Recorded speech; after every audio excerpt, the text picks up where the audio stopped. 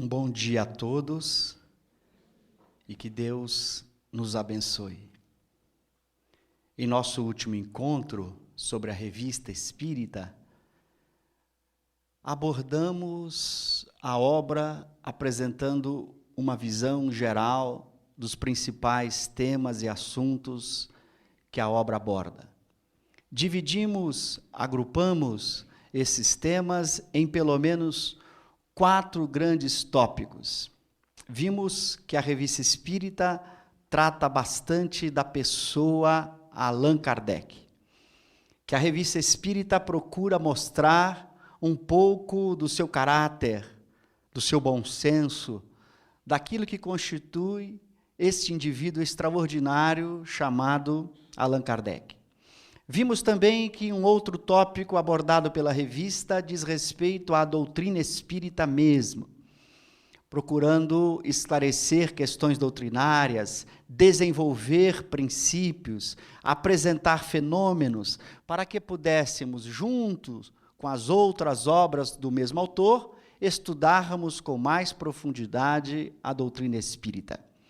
Vimos também que a Revista Espírita aborda as sociedades espíritas, o movimento espírita da época de Kardec, na França, na Europa, em todas as partes do mundo, já que Allan Kardec interagiu, trocou correspondências com mais de 1000 entidades espíritas em sua época.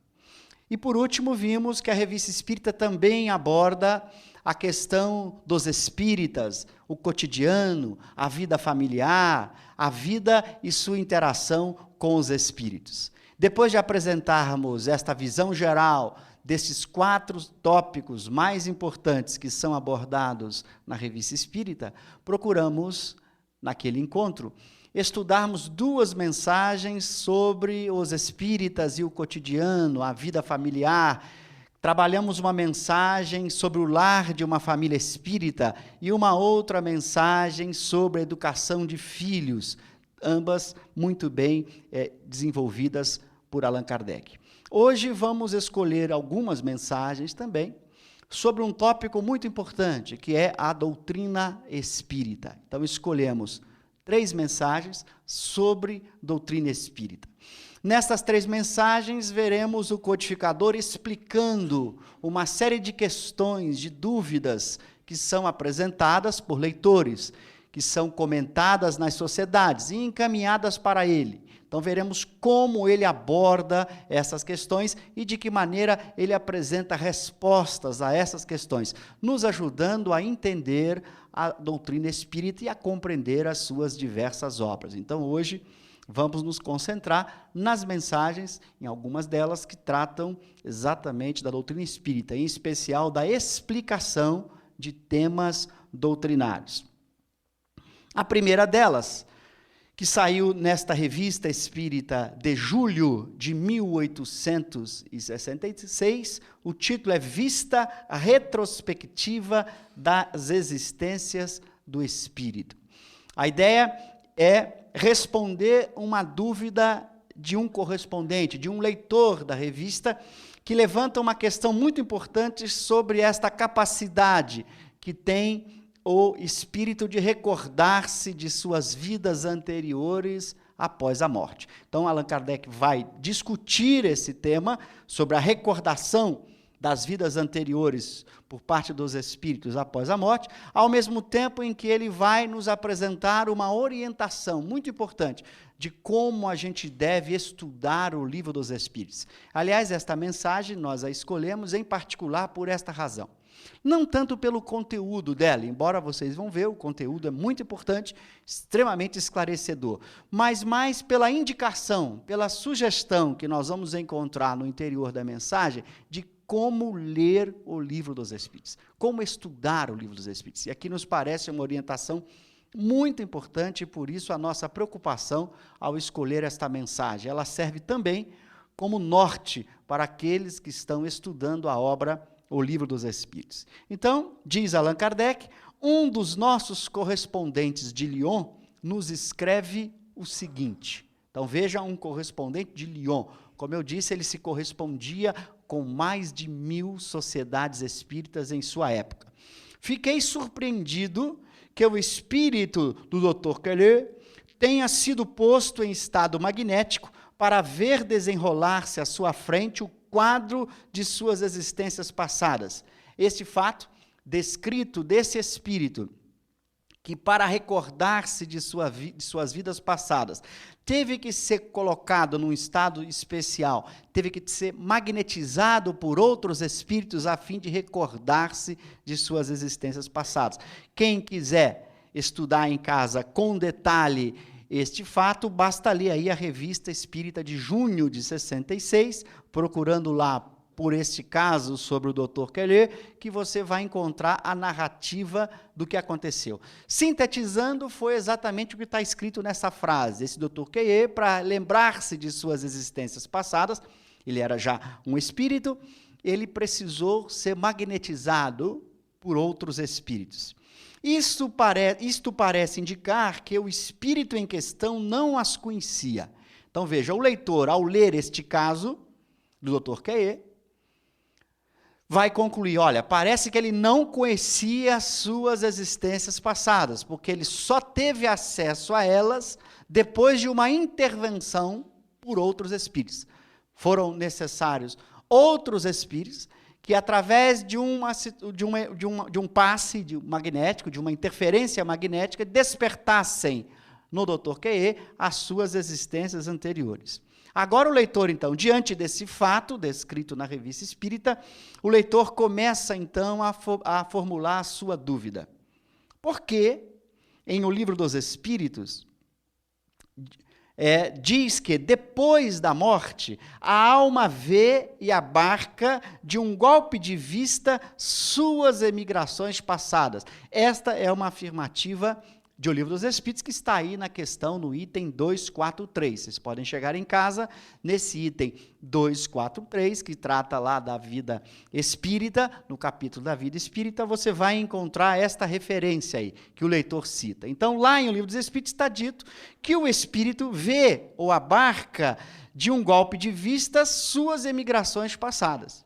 O fato não parece implicar uma contradição? Então, veja que nós estamos diante de um bom leitor, de um leitor cuidadoso. Ele pega uma descrição da Revista Espírita, olha uma informação que se encontra em O Livro dos Espíritos, compara, e na sua leitura há uma contradição. Onde estaria aqui a contradição na visão do leitor? Bom, o Livro dos Espíritos afirma que a alma vê, de um golpe de vista, suas vidas passadas. Então, esta é a informação, a afirmativa de O Livro dos Espíritos. Bom, por outro lado, o exemplo que aparece na revista do Dr. Keller é um exemplo que parece entrar em contradição com essa afirmativa, porque ali o Dr. Keller precisou de uma interferência magnética para poder visualizar ou ter acesso às suas vidas passadas. Então, daí o leitor preocupado em ter encontrado uma contradição entre o que diz o Livro dos Espíritos e o que se encontra na Revista Espírita.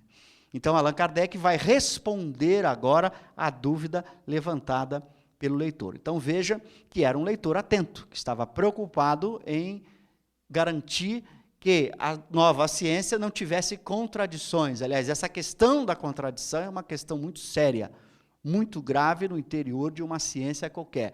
O cuidado para que não haja contradição é fundamental no interior de qualquer ciência. Uma ciência não pode afirmar alguma coisa para depois negar essa mesma coisa no momento seguinte. Ela vai ter que fazer uma opção entre a primeira afirmativa e a segunda. Ela não pode continuar com as duas, ela não pode continuar afirmando e negando ao mesmo tempo.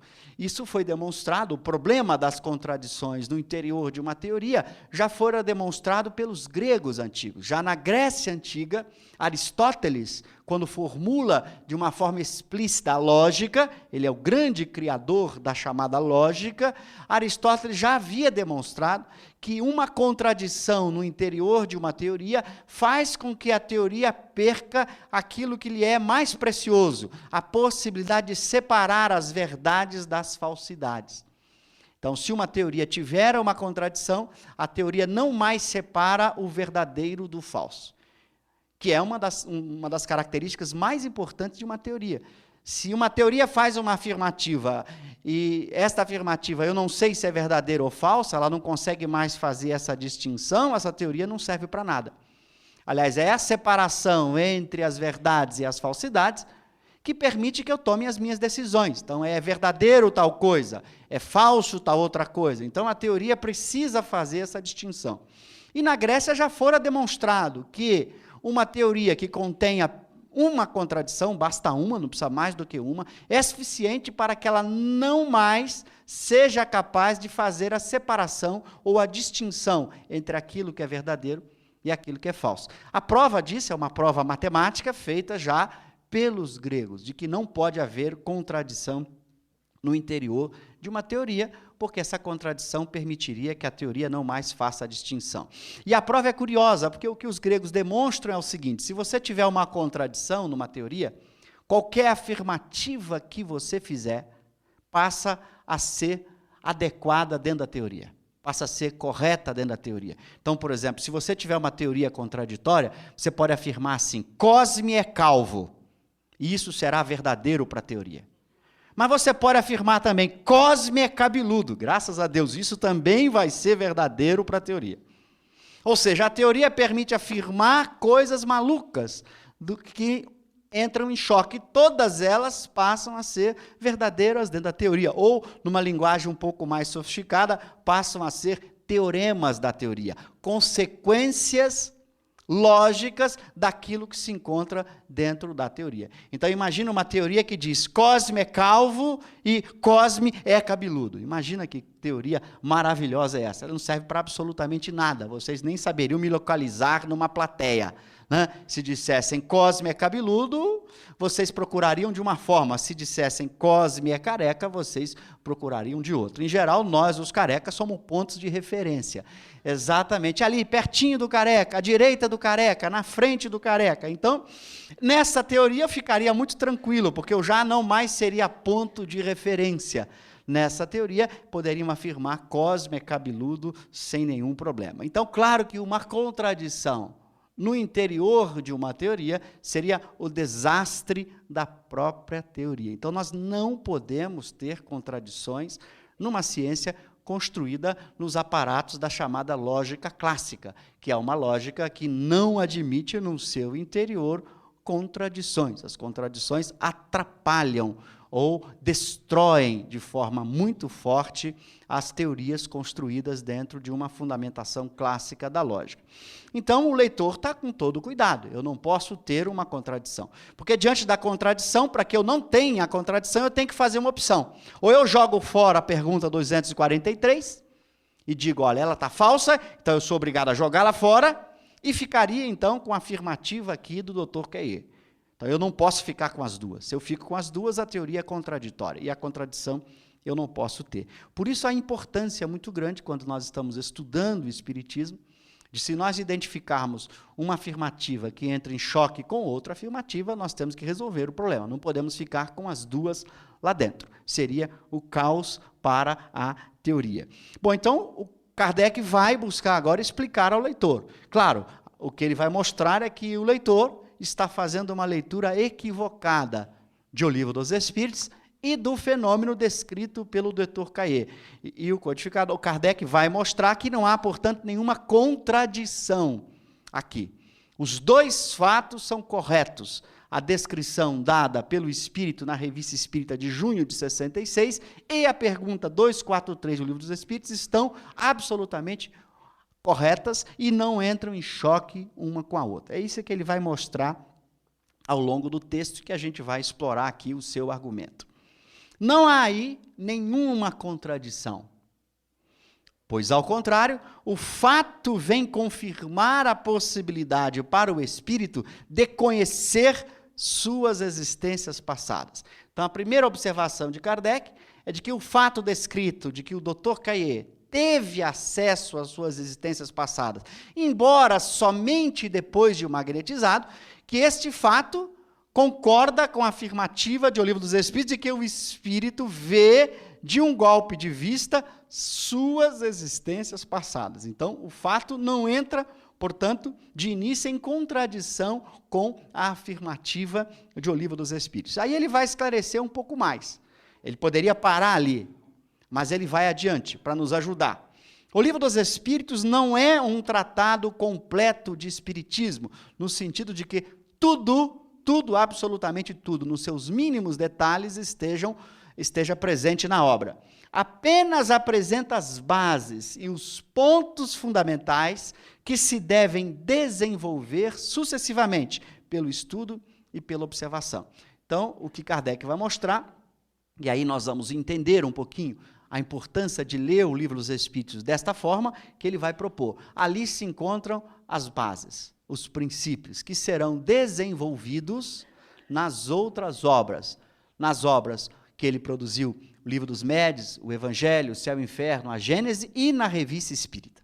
Então, nestas outras obras, nós temos o desenvolvimento, de uma certa maneira, completando, desenvolvendo e apresentando particularidades que não se encontram em O Livro dos Espíritos. Por isso, a importância da afirmativa que ele vai dar a seguir. Diz, em princípio, que após a morte, a alma vê as suas migrações passadas, mas não diz quando nem como isso se dá. Eis os detalhes de aplicação que são subordinados às circunstâncias. Aí está a dica fundamental para a gente estudar o Livro dos Espíritos.